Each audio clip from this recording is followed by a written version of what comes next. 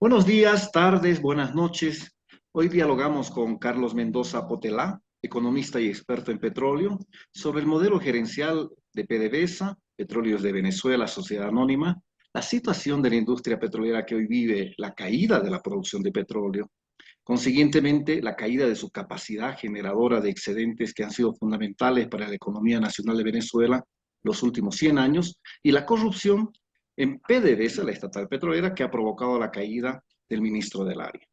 Tocaremos también temas vinculados a la enfermedad holandesa que los gobiernos progresistas han profundizado en la región los últimos años y las posibilidades y condiciones de una Venezuela postpetrolera. Al otro lado, como siempre, está Raúl Civechi, a quien le cedo la palabra y le envío un fuerte abrazo.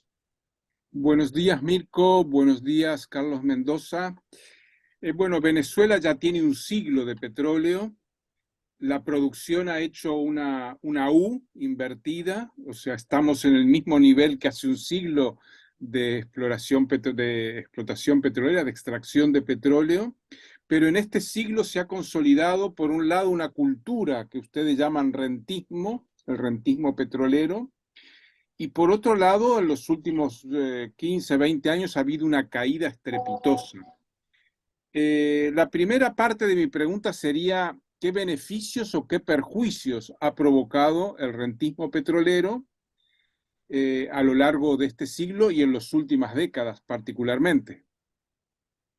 Bueno, mira, el rentismo no es tal el rentismo como una enfermedad propia, sino que es el resultado de la disposición de un recurso escaso a nivel mundial y universalmente requerido. No tengo que explicar cómo el petróleo se convirtió en el siglo pasado, desde 1911, que Winston Churchill determinó que todos los barcos de la Armada inglesa tendrían que andar con eh, turbinas con motores diésel, y cómo eso provocó una expansión gigantesca mediada la Segunda Guerra Mundial y a partir del finales de la Segunda Guerra Mundial, del consumo universal de petróleo en el mundo, una industria que nació en Estados Unidos, pero que tuvo un heredero importante en Venezuela. Venezuela fue el territorio de donde salió la mayor exportación de petróleo entre 1928 y 1960, cuando Estados Unidos se retiró de esa actividad exportadora y se concentró en sí mismo. El petróleo se instala en el país como una unidad exterior, externa, vinculada con una economía externa, en un país semifeudal, que venía, semifeudal todavía, venía de dos inmensas guerras gigantescas y sangrientas, que fueron la guerra de independencia y la guerra federal de los años 60 del siglo pasado. Venezuela es un país eh, destrozado por esas dos guerras, que producía café, cacao y algunos ganado, burros, no, pues, todas esas cosas, pero más nada, y pequeño población, una pequeña población extendida en un gran territorio, es decir, y de repente llega la principal economía del centro capitalista del momento y se instaura en el país y arrasa con toda la historia económica anterior y se implanta como una factoría extranjera, generando un ingreso que desborda todos los parámetros. Y bueno, eh, Venezuela comenzó a vivir un ciclo de estabilidad monetaria. El Bolívar, que en 1894 se cotizaba teóricamente, aunque no había cambio, en 3,09 por dólar, en 1984 fue cuando se produjo un cambio de 4,30 a 7,50 y se llamó eso Viernes Negro. Es decir, tuvimos una estabilidad monetaria gigantesca durante casi 100 años, ¿no? Bueno, 90 años de estabilidad monetaria, fincada en la disposición de un producto externo, una, una, una cosa que tenía vínculos solamente con las economías externas y dejaba aquí una pequeña renta en el mayor negocio del mundo en ese momento, donde se formaron las 7 hermanas que llamaron el cártel de las 7 hermanas, el cártel petrolero, y el petróleo se convirtió en la sangre del aparato industrial contemporáneo, sobre todo después de la Segunda Guerra Mundial. Después de la Segunda, con Bretton Woods y con todas estas cosas, el expansionismo del consumo de petróleo a nivel mundial, la prosperidad de la civilización automovilística petrolera, como se le conoció, fue conjunta con los ingresos del país, y eso determinó, desde un principio hubo venezolanos que percibieron que eso era un camino que no estaba en nuestras manos, que dependíamos de afuera, que dependíamos de una cosa que era una mina, y me estoy refiriendo aquí al primer economista venezolano destacado, Alberto Adriani, que en 1930 escribió un texto sobre ese tema y dijo, bueno, en los 10 años que han pasado entre 1920 y 1930, sí, ha sido bueno, pero eso se invirtió, eso se convirtió en productividad interna, ¿no? Y entonces él acordaba, en ese momento, él diagnosticaba, pues, con una serie de argumentos, de que una economía minera dura lo que dura una mina, y que un país no podía fincar su desarrollo en una. Años después, un compañero de él muy inteligente, Arturo Uslar Pietri, convirtió esas ideas de Andreani en una consigna: sembrar el petróleo. Y sembrar el petróleo fue la ideología, para decir, el corazón de toda formulación de todo gobierno a partir de entonces y hasta hoy. Sembrar el petróleo, la necesidad de salir de la condición de rentista, porque desde un principio se sabía que se estaba viviendo de una renta extraordinaria del suelo, de una cosa que existe en pequeños espacios en el mundo, del cual nosotros tenemos una cantidad considerable, pero que es universalmente requerida por la industria a nivel mundial. Pues la industria, la agricultura, la ciencia, la tecnología, todos necesitan la energía del petróleo. Entonces, en esas circunstancias, pues nosotros simplemente somos los poseedores de una gigantesca riqueza. Pero mientras tanto, no desarrollamos nuestras capacidades productivas internas en un país que puede alimentar a 10 países de nuestro tamaño, que tiene mares, que tiene pesca, agricultura, que tiene territorios ganaderos, territorios para la agricultura eh, intensiva, de cualquier cantidad de cosas, que tiene montañas, tiene distintos climas, selvas, una gran riqueza acuática. Y Venezuela es el segundo o tercer país con mayores reservas de agua después de Paraguay y otros en el Suramérica. Bueno, y así por el estilo. Es decir, con una Pero, riqueza. perdón, ¿qué impidió que el petróleo se sembrara? ¿Qué impidió que esa abundancia se convirtiera en una capacidad industrial o una capacidad de innovación? El mismo petróleo, el grado gigantesco de esa renta, que se comenzó mira, se creó el Banco Agrícola y Pecuario, el Banco Industrial, el Ministerio de Fomento, se hicieron todo, como digo, con la ideología de sembrar el petróleo, se comenzaron a construir fondos para financiar la agricultura, financiar la industria, pero todo eso se convirtió, no pudo convertirse. Primero, la industrialización se concibió como sustitución de importaciones.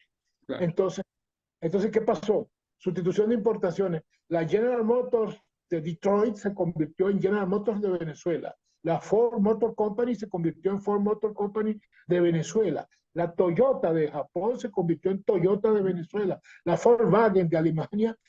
Y se construyeron, por ejemplo, para que tenga un ejemplo automovilístico, 16 ensambladoras, cada una de las cuales, de todas las marcas, Renault, todas las marcas, cada una de esas 16 ensambladoras tenía capacidad para suplir a todo el mercado automovilístico interno.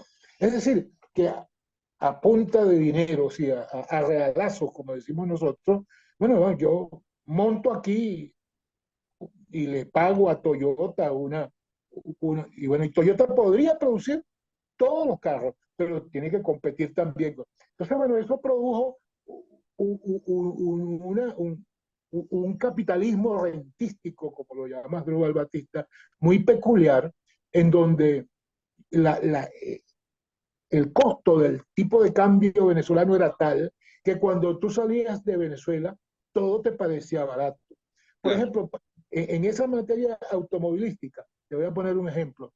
Un Farland 500 en 1970, producido en Venezuela, costaba el triple de lo que costaba ese mismo Farland 500 en Estados Unidos.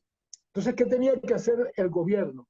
Montar una barrera arancelaria 2,5% ad valorem para que el Farland 500 de Estados Unidos no entrara al país a competir con el Farland 500 de la Ford Motor Company de Venezuela.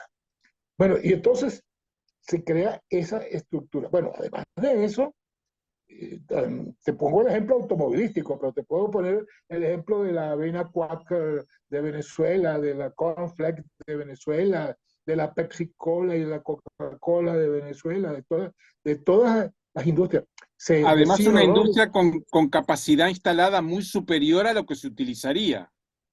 Sí, exacto, totalmente sobredimensionada y desde luego incapacitada de competir en ninguna parte. La capacidad de compra externa era tal. Mira, te voy a poner un ejemplo típico venezolano. La comida venezolana típica, el plato popular típico, lleva granos negros que nosotros llamamos caraotas. Algunos ustedes le dicen habichuelas o habas. Sí. Bueno, eso nosotros llamamos caraota. Bueno, la caraota es el plato de consumo natural, nacional, fundamental. Esa es la comida que caracteriza con arroz, plátano frito y carne mechada. Ese es el pabellón nacional que se llama. Bueno, entre 1945 y 1970, todas las caraotas, todas las habichuelas que formaban el plato nacional, el pabellón nacional, venían importadas de Chile y de Sudáfrica. O sea, una cultura antiproductivista, una cultura consumista sin producción. No había manera de sembrar rentablemente caraotas en Venezuela, cuando te costaba 10 veces menos traerla de Sudáfrica, por ejemplo, o de Chile. Ahora, Mendoza, hay una característica. Para poner un ejemplo, éramos un consumidor de manzana, de peras, de uva, nada de que se da aquí, pues, ¿no? Y de vinos franceses y de quesos. Entonces, esa característica de una economía volcada al consumo de productos externos basado en la disposición de un excedente económico percibido por el Estado en su condición de propietario del suelo, y por lo tanto por eso es una renta, porque lo que percibe Venezuela por el petróleo es justamente la renta del suelo. Es la renta del suelo. Esta es la historia, Mendoza, del siglo XX. Ahora, en los 10 últimos años, se producen dos fenómenos en Venezuela muy desconcertantes. Por un lado, las reservas probadas del país crecen y hoy Venezuela es el país del mundo que tiene las mayores reservas, superiores a las de Arabia Saudí. Pero la producción cae en picado a niveles insólitos, de los 3 millones de barriles a medio millón, una cuestión así. 3.700.000. ¿Qué explica esto? Porque no hay un agotamiento del petróleo, hay un aumento del petróleo bajo tierra y una Sí, hay un agotamiento. incapacidad de sacarlo. No, sí hay un agotamiento. Hay un agotamiento de la capacidad generadora de excedentes, una capacidad de renta. El petróleo ese que nos convirtió supuestamente la mayor reserva internacional es un petróleo extra pesado que se nos vendió. Mira, si tú te fijas en ese gráfico que tiene como pico 1971, que lo estás mencionando y por eso creo que lo viste. Bueno, ¿qué fue lo que pasó? Que Venezuela creció la producción petrolera al mismo ritmo que creció el consumo mundial de petróleo después de Bretton Woods. Y llegó en el 71 en el mismo momento que en Estados Unidos estaba llegando también al pico. Es decir, fue una tendencia universal, pero que tenía un reflejo casi de espejo en Venezuela. Nuestra producción creció entre 1945 y 1971 de una manera vertical, pero eso significó que los yacimientos comenzaron a perder energía. El petróleo sale del suelo fundamentalmente porque es petróleo líquido disuelto con gas disuelto. Ese gas disuelto en el líquido es el que permite que tú puedas levantar una columna de 4 kilómetros, una columna de petróleo de 4 kilómetros con un gas disuelto en él, porque si no, imagínate la potencia de la bomba que para subirlo se tendría que ser muy alto. Bueno, esa energía se comenzó a perder y esos yacimientos se comenzaron a agotar. Esos yacimientos que se comenzaron a agotar, pero eso no se agotaban, se seguía produciendo y se aumentaba la producción, pero a costos crecientes. El costo iba creciendo. Y ese costo creciente llegó a límites en que ya eran insoportables hasta para las compañías petroleras.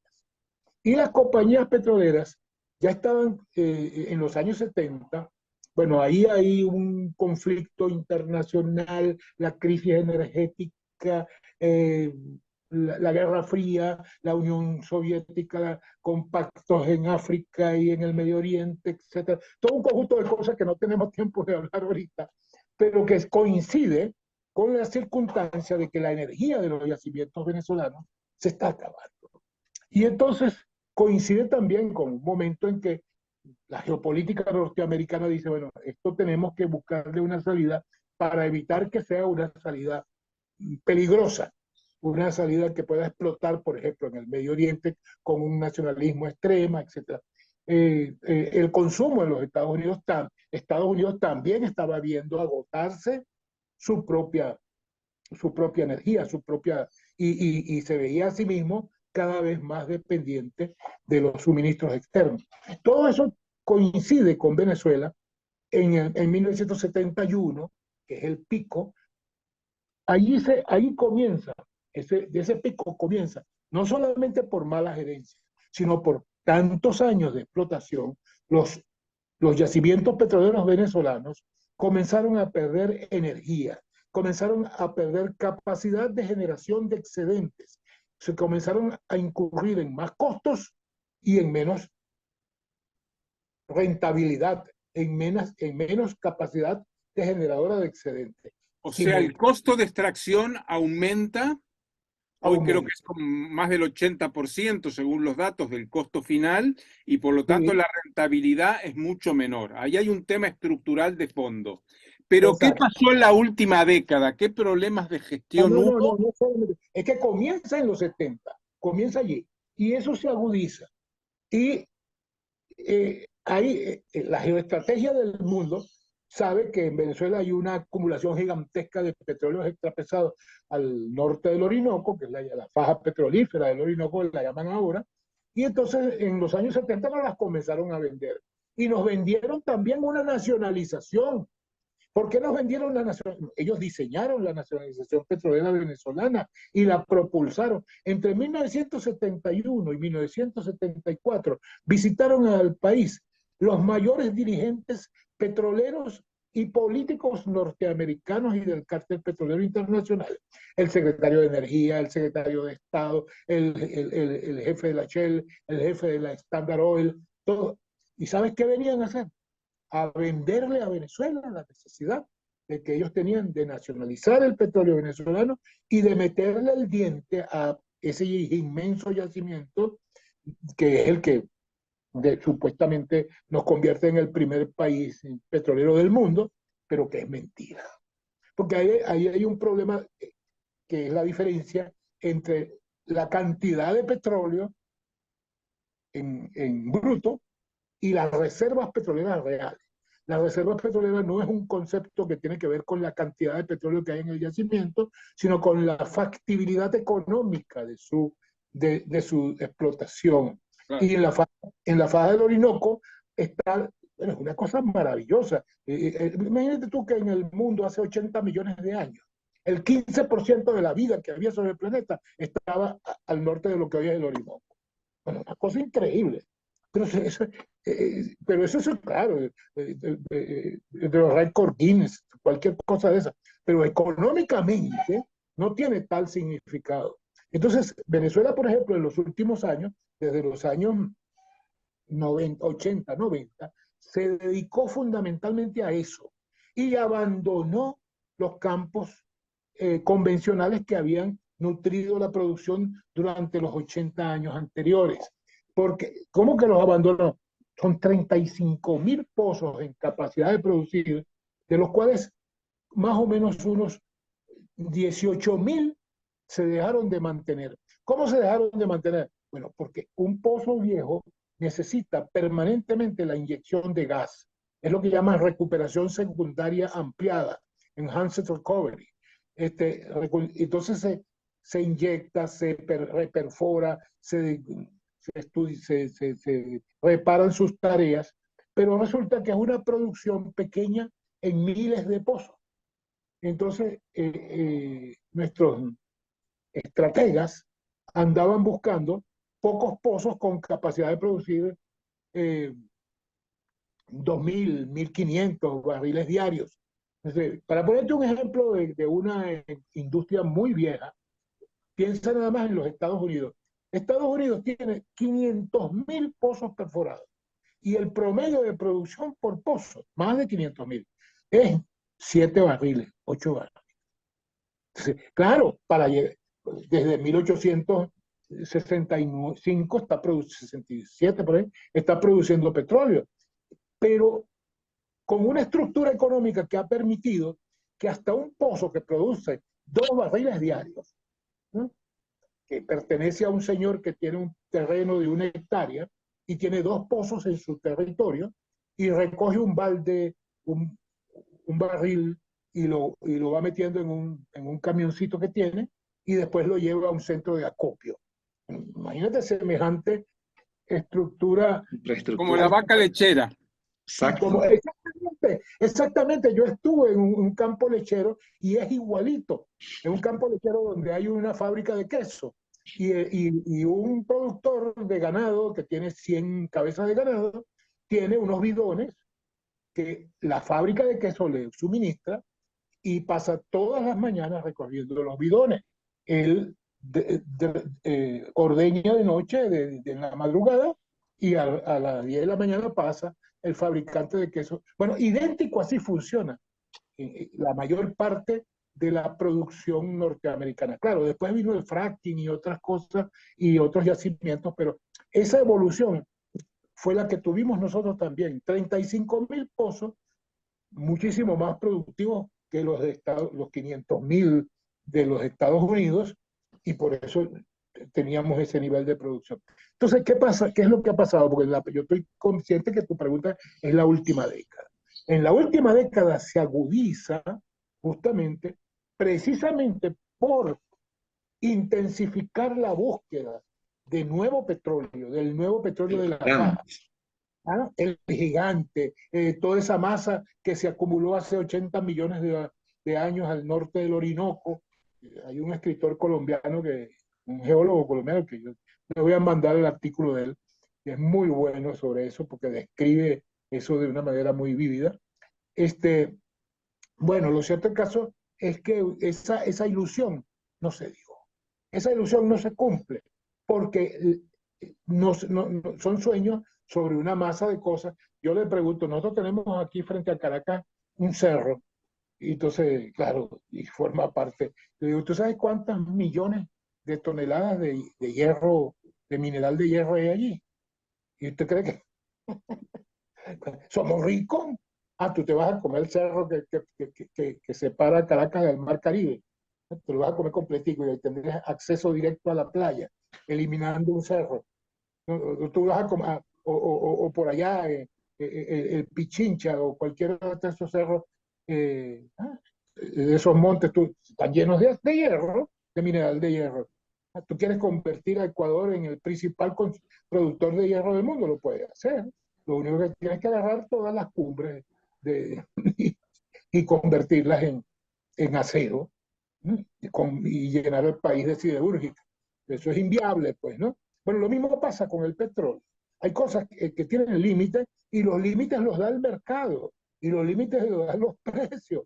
Y entonces hay cosas que están allí que, oye, si eso se pudiera explotar, si eso se pudiera convertir en productos petroquímicos, no es así, eso no es tan directo. Y lo que ha pasado precisamente es que la evolución natural de la mina original, que es el agotamiento, no ha sido compensada con el crecimiento de los nuevos yacimientos de petróleos más pesados, extra pesados, que requieren, ya no son refinerías, sino upgraders, en donde antes de refinarlos hay que pasarlos de más pesados que el agua al nivel de peso que tiene la gasolina, que es lo que llaman de extra pesado a petróleo liviano. Un petróleo extra pesado pesa más que el agua. Sí, por eso es extra pesado, porque el agua es el nivel 10 grados.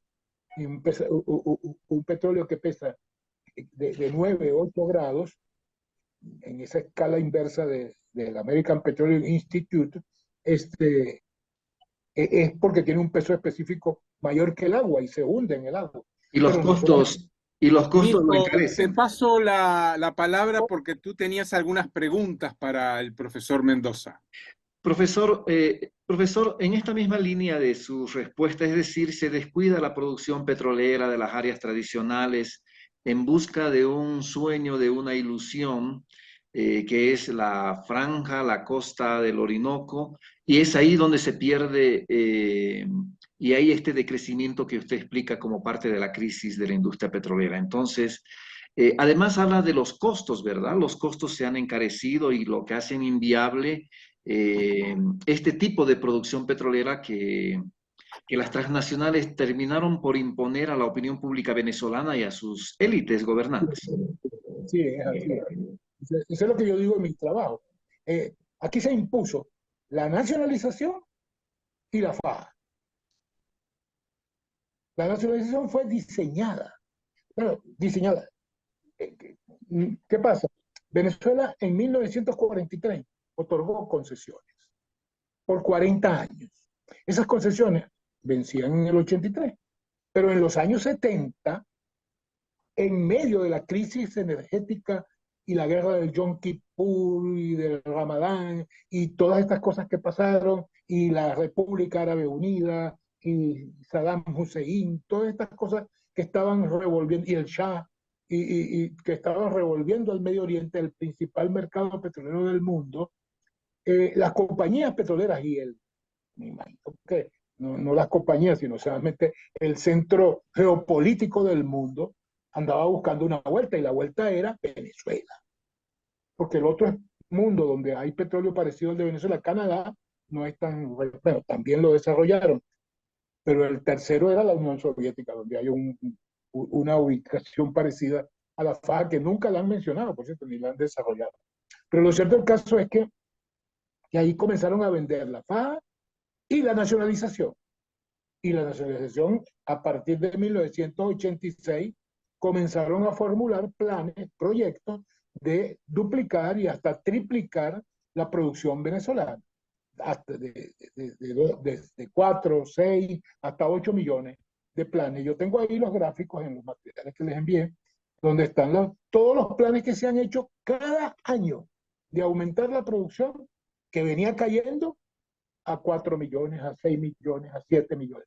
Allí, en esos planes, se hundió la renta petrolera. Y se dejó de utilizar la renta petrolera en la búsqueda de una alternativa no petrolera. ¿Cuál es la alternativa no petrolera de Venezuela? Venezuela tiene tierras para alimentar 5 países de su tamaño. En Venezuela nace la pesca del Caribe. En el oriente de Venezuela hay unos manglares donde nacen los pargos, los meros, todos los del Caribe que se desplazan por el, el, eh, la corriente del Golfo hacia el norte. Y por ahí, por la corriente del Golfo, van los alevines que nacen en Venezuela y que tú vas a pescar luego en Florida y en el Golfo de México y hasta, bueno, ¿no? Y en el Atlántico norteamericano. Es decir, la feracidad de la pesca venezolana es gigantesca. Bueno, pareciera como a la feracidad de los peruanos y ecuatorianos en esa materia, pero del otro lado. Y con una ventaja, ni los argentinos ni los brasileños les gusta el pescado, comen mucha carne. O sea que tenemos pescado para nosotros solos allí. Pero no, pero hablando en serio, pero para desarrollar una capacidad industrial, para desarrollar, bueno, además de eso, si descartamos la enfermedad del rentismo, la enfermedad extractivista, que es también la causa fundamental de esto, pues, mucha gente cita el caso de los noruegos, que ellos, para evitar la enfermedad holandesa, es decir, la disposición de una renta que arruine su industria, ¿no? Bueno, vinieron aquí a Venezuela. Ellos son los autores de una cosa que se llama el efecto Venezuela. Y por eso crearon el Fondo para las Nuevas Generaciones, que es el mayor fondo de riqueza del mundo. ¿No? ¿Y cómo lo hacían? Bueno, a Noruega, a la economía noruega, no entra sino el 4% del producto de la renta petrolera. El otro, bueno, ¿para qué se usa? Bueno, compramos acciones de la Mercedes-Benz, de la General Motors, de la Aramco, de lo que sea. Compramos y tenemos ese fondo para las nuevas. ¿De dónde salió esa idea? De la experiencia venezolana. Ellos analizaron la experiencia y lo llamaron el efecto Venezuela.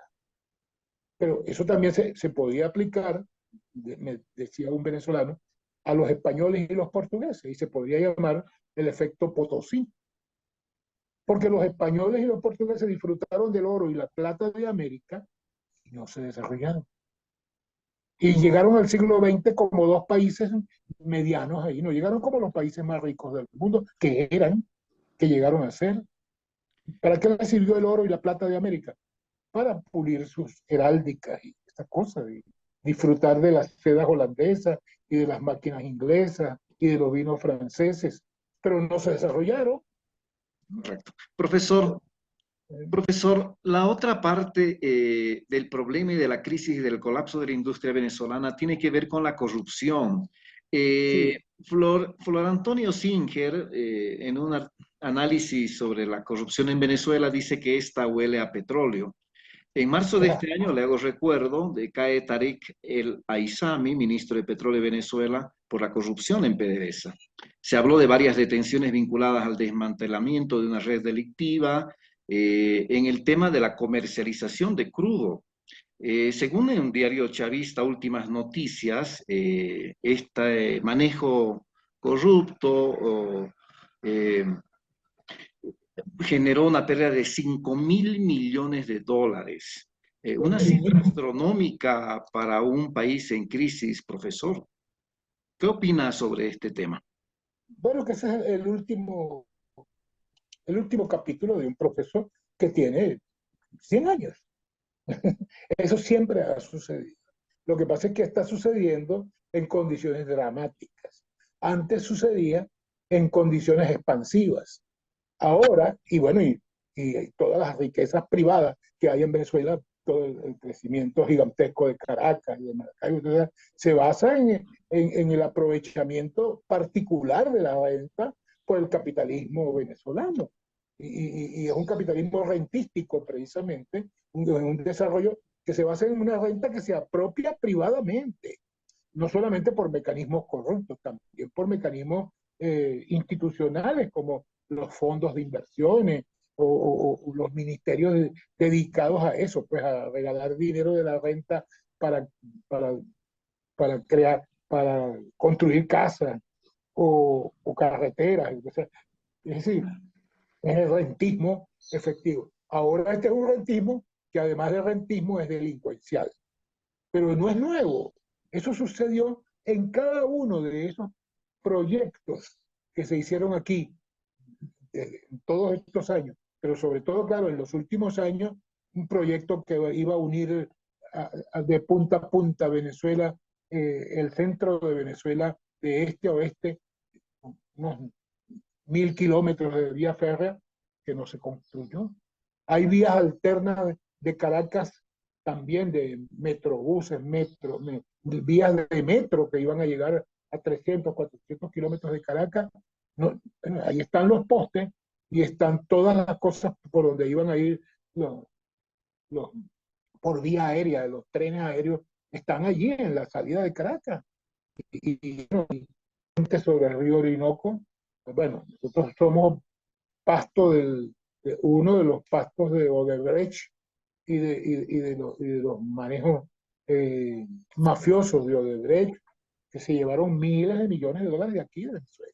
Y este último evento es el último pedacito, porque no es 21.000 millones de dólares, no tiene nada que ver con, se estima que en los últimos años, en los últimos 30 años, para no meter solamente este gobierno, 40 años, más o menos la corrupción se ha alimentado con unos 400.000 millones de dólares. Entonces, 3.000 millones, 21.000 millones, es apenas el último capítulo de un proceso corrupto que comenzó hace muchos años. Mirko, si tú no tienes más preguntas, me gustaría hacerle una pregunta más para ir empezando a redondear. Yo terminaría con esto, Raúl, que tiene que ver con un poco el posicionamiento del gobierno norteamericano respecto al petróleo, al embargo, a las sanciones, al bloqueo del petróleo venezolano. Y un poco mi pregunta iba dirigida, Raúl, al profesor Carlos, en el sentido de ver, ¿no ha cambiado la importancia del petróleo venezolano por el tema de la guerra Rusia-Ucrania y esto no ha modificado la geopolítica norteamericana respecto a Venezuela? ¿Cuál es su opinión, profesor? Con eso terminaría, Raúl. Bueno, te estoy redondeando en el sentido de que Venezuela nació como petróleo para suministrar al mercado norteamericano en principio. Y el petróleo venezolano, que es ácido y pesado, es la fórmula que se usaron para diseñar las refinerías del sur de los Estados Unidos. Y no hay camino más corto para el suministro petrolero norteamericano que atravesar el Mar Caribe, de Venezuela a Florida, de Venezuela a Texas. Entonces, bueno, mira, es obvio, pero claro, la geopolítica, las realidades geopolíticas, la política, un gobierno socialista o que se pretende socialista, en las barbas del corazón del capitalismo y del imperialismo como tal, pues no es permitido. Desde luego, en condiciones de la guerra de Ucrania, se buscan las maneras que, sin alimentar el desarrollo de esta diversidad supuestamente socialista, se pueda aprovechar todavía las inmensas posibilidades de desarrollo de petróleo venezolano. Sin contar la faja, con los campos convencionales, Venezuela puede estar produciendo 2 a 2,5 millones de barriles diarios durante los próximos 40 años. El problema es que nos metimos en ese camino ruinoso de tratar de desarrollar las mayores reservas petroleras del mundo, cosa que es mentira, y repito, porque ustedes lo dijeron al principio, no son reservas, son recursos técnicamente recuperables, pero para convertirse en reservas hay un problemita muy pequeño: rentabilidad, mercado, precios, costos. No basta tener físicamente el recurso, y eso es parte de lo que está pasando. Bien. Para Estados Unidos, si fuera un problema simplemente económico, si no estuviera el problema geopolítico de por medio, pues no, eso es coser y cantar.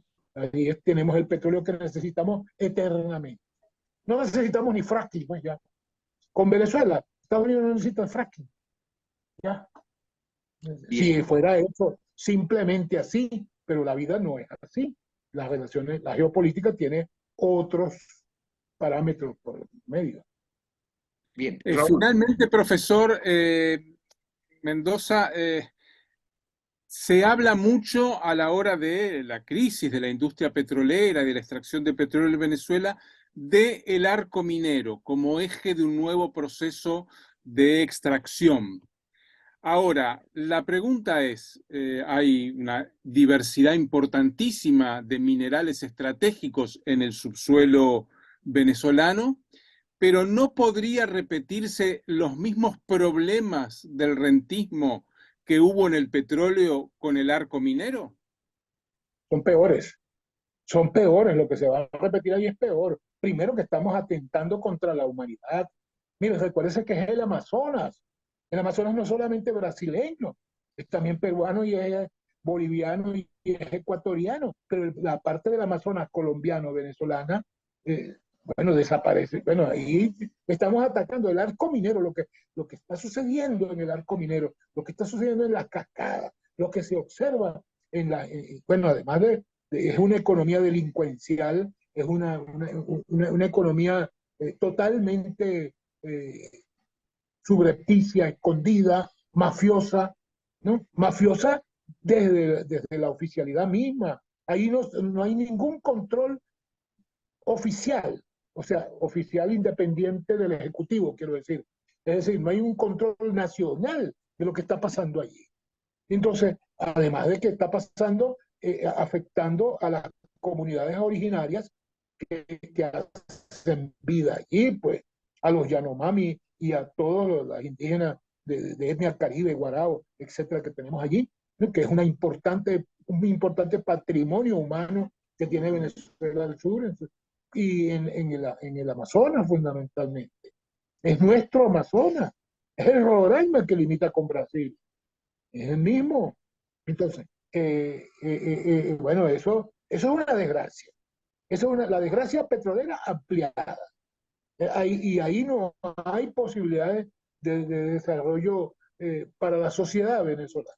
Eso se está desarrollando de manera subrepticia, de manera clandestina, con, con ninguna vigilancia de procesos remediadores, de procesos de extracción de alguna manera ecológicamente viables, etcétera. No hay no hay ninguna preocupación por ese aspecto. Entonces, y el daño, pues, mire, las guerras que vienen son por el agua. Y ahí está el agua de Venezuela. Ahí está un acuífero un poco menor que el acuífero paraguayo, que es el mayor acuífero entre Argentina, Brasil y El acuífero guaraní. el acuífero guaraní, exactamente. Bueno, el nuestro es el segundo o el tercero muy cercano del Guaraní. Y está ahí, pues, está en el Amazonas, está en Guayana, está en los tepuyes, ahí en el continente original venezolano. Original venezolano, no, suramericano, en Gondwana. Bueno, entonces, Muy interesante este cierre, Carlos Mendoza, porque la semana pasada estuvimos en La Paz, en la cátedra Marcelo Quiroga, donde una periodista y una dirigente indígena denunciaron el horror de la explotación aurífera en la zona norte de La Paz, que ya es selva, parque nacional supuestamente protegido, y como usted dijo, economías mafiosas fuera de control y economías de guerra, donde quienes pagan los platos rotos, como decimos, es el medio ambiente, las niñas, los niños, las mujeres, los sectores populares e indígenas, que son las víctimas de esta minería brutalmente desquiciada, ¿verdad?, que nos están imponiendo para salvar esta crisis. Yo le agradezco mucho, profesor Carlos Mendoza, desde Caracas, Venezuela, y a ti, Mirko, un abrazo enorme y hasta la próxima oportunidad que tengamos de volver en este programa. Muchas Es un gracias. honor para mí haber recibido vuestra invitación y por aquí estamos a la orden para seguir dilucidando estas tragedias. Muchas gracias. Gracias a ustedes.